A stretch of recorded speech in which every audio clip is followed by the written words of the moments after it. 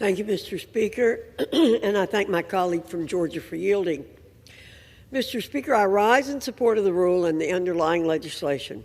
The 4 separate measures being considered under this rule all have a singular commonality.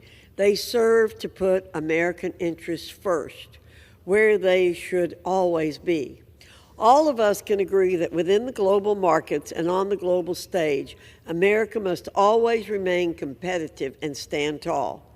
Not sometimes, not occasionally, not part of the time, always. From protecting consumer privacy to ushering in a new era of financial innovation, providing for the common defense of the nation, to strengthening the dominance of the American dollar, these pieces of legislation are as consequential as they are vital. This is the caliber of legislation that the American people expect our Republican majority to deliver. Republicans here in the People's House continue to exceed that mark. We've done it many times before, and this week we will do it again. One of the 4 bills being considered under this rule is H.R.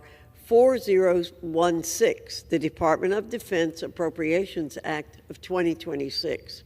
This legislation provides for appropriations for the DoD for the fiscal year ending on September 30, 2026. Mr. Speaker, you know as well as I do that Congress's first solemn responsibility, one of many, is to provide for the common defense of the nation. In total, H.R.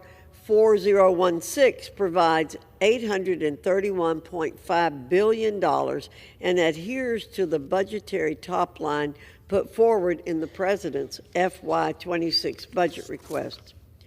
Consider for a moment the provisions contained within this legislation that uphold Congress's responsibility. $189 billion for active reserve and National Guard military personnel, which is $6.6 billion above the fiscal year 2025 enacted level.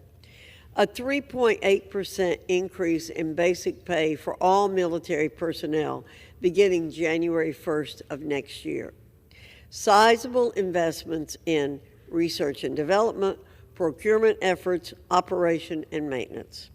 Mr. Speaker, I'll be voting yes on the rule and yes on the 4 underlying measures.